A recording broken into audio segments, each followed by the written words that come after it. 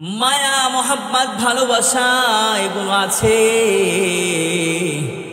সন্তান দেখা যাচ্ছে প্লাবনে বন্যায় পানিতে হাবুডুবু খাচ্ছে, এভাবে হাবুডুবু খাচ্ছে, এভাবে হাবুডুবু খাচ্ছে পানিতে। তখন বলতেছে সন্তান, ও আমার সন্তান, ইসলাম গ্রহণ করো, ইসলাম গ্রহণ করে আমার এই আরোহণ করো কিস্তিতে, না হয় তুমি মারা যাবা।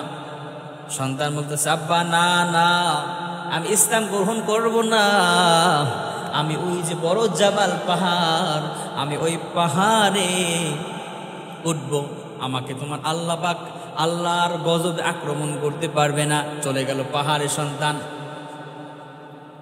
হযরতে আদম আলাইহিস সালাম আমাদের আদি পিতা, ঠিক না?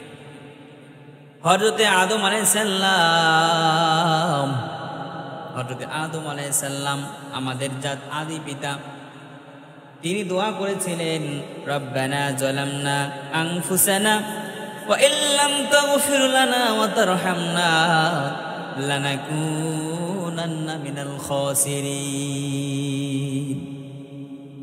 রব্বানা, হে রব, যালামনা, আমি জুলুম করেছি, আনফুসানা ওয়া ইল্লাম তাগফির লানা ওয়া তারহামনা, আল্লাহ রহম না করলে, আল্লাহ মাফ না করলে, লানাকুনান্না মিনাল খাসিরিন, আমি খাসিরিন অন্তর্ভুক্ত হয়ে যাব, ক্ষতিগ্রস্তর ভিতরে চলে যাব। এভাবে দোয়া করেছিলেন, রব্বানা যালামনা আনফুসানা ওয়া ইল্লাম তাগফির লানা ওয়া তারহামনা লানাকুনান্না মিনাল খাসিরিন। এইভাবে দোয়া করার পরে আল্লাহ পাক রব্বুল আলামিন বাবা আদম আলাইহিস সালামের দোয়া এই মুহররম মাসের 10 তারিখই কবুল করেছিলেন। জোরে বলেন সুবহানাল্লাহ। গভীর মনোযোগ। হযরত ইউনূস আলাইহিস সালামের দোয়া এই মুহররম মাসের 10 তারিখ কবুল হয়েছিল। তিনি অসন্তুষ্ট হয়ে, মানে আর ভালো লাগতেছে না, তার কওমের উপর বলতেছে, আল্লাহ রব্বুল আলামিন, আমার এই জাতির উপরে তুমি গজব ফেলাও, ধ্বংস করে দাও। এভাবে বলে বলে চলে যাচ্ছিলেন, আল্লাহর সাথে বোঝাপড়া না করে এভাবে চলে যাচ্ছেন।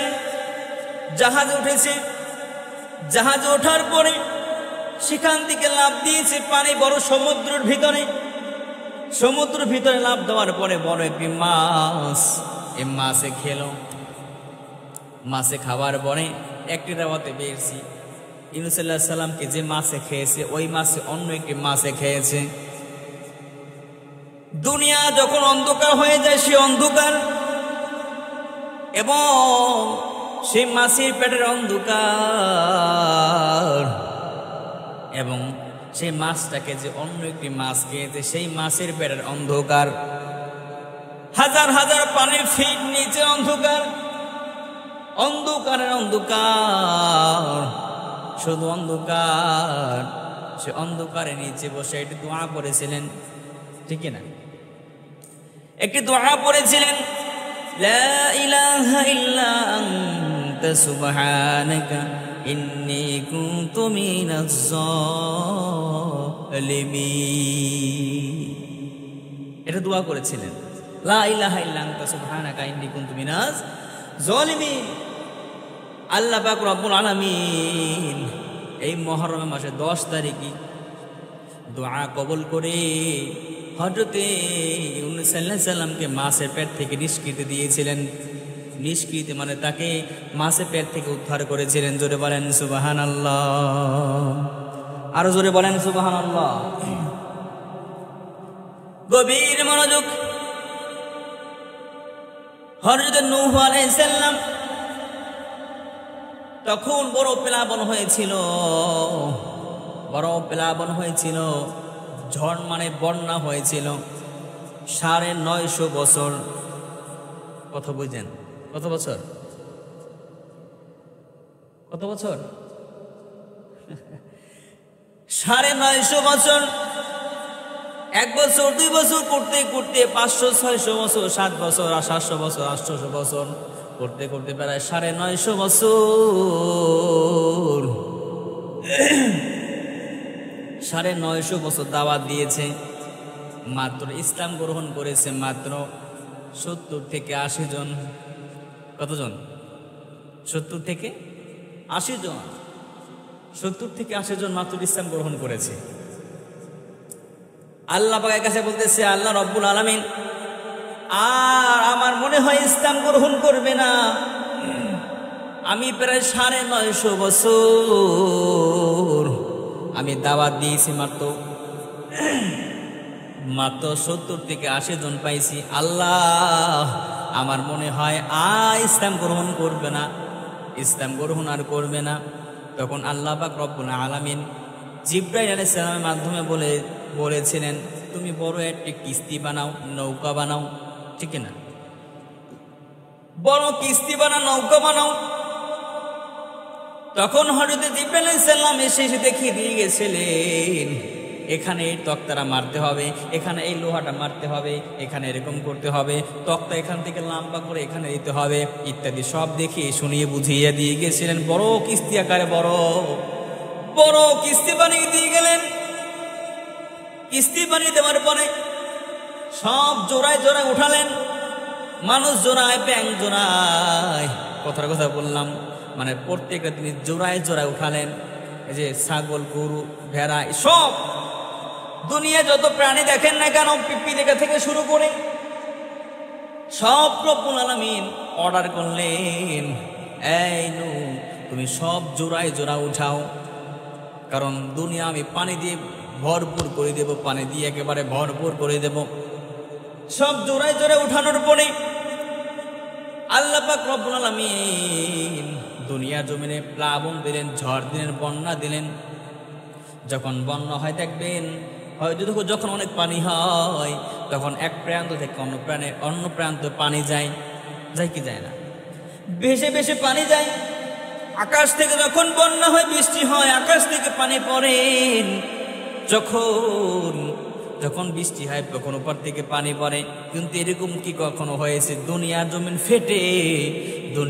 ফেটে ঝরঝর করে পানি বের হচ্ছে? এরকম কি কখনো হয়েছে? এরকম কখনো হয়নি। হযরত নূহ আলাইহিস সালামের জামানায় যখন সব জোড়ায় জোড়ায় উঠানো হয়ে গেল, এরপরে দুনিয়ার জমিন উপর থেকে পানি পড়ে, দুনিয়া জমিন সব পানি দিয়ে টলমল হচ্ছে, দুনিয়া জমিন ফেটে ঝরঝর করে উপরে পানি উঠতেছে। আল্লাহু আকবার। ঝরঝর করে পানি উঠতেছে। স্ত্রী সন্তান ইসলাম গ্রহণ করেনি, সন্তানকে বলতেছে, এই সন্তান, আমি যত বড় নবী হোক না কেন, কিন্তু একটা বাবা, প্রত্যেকটি বাবার হৃদয়ে ছেলের জন্য, মেয়ের জন্য, স্ত্রীর জন্য, সে সন্তানাদের জন্য, আহাল পরিবারের জন্য মায়া আছে না নাই? কথা বলেন। সন্তানের জন্য, আহাল পরিবারের জন্য মায়া, মোহাব্বত, ভালোবাসা এগুলো আছে। সন্তান দেখা যাচ্ছে প্লাবনে, বন্যায়, পানিতে হাবুডুবু খাচ্ছে, এভাবে হাবুডুবু খাচ্ছে পানিতে। তখন বলতেছে, সন্তান, ও আমার সন্তান, ইসলাম গ্রহণ করো, ইসলাম গ্রহণ করে আমার এই আরোহণ করো কিস্তিতে, না হয় তুমি মারা যাবা।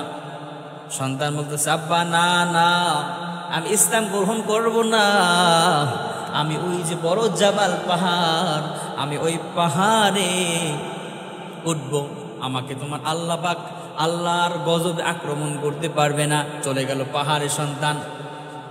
এরপরে বড় প্লাবন হলো। প্লাবন হওয়ার পরে যখন মানুষ সব ধ্বংস, চূর্ণ বিচূর্ণ হয়ে যায়, নূহ আলাইহিস সালামের কিস্তি যদি পর্বত নামক স্থানে যখন থেমেছিল, কারণ যখন প্লাবন হয়েছিল দুনিয়া সব তো টলমল করে পানি, সব ভর হয়ে গেছে, সব ভরা, কোনো জায়গায় সব সমুদ্র দেখা যাচ্ছে, দুনিয়া সব পানি দিয়ে ভরা গেছে।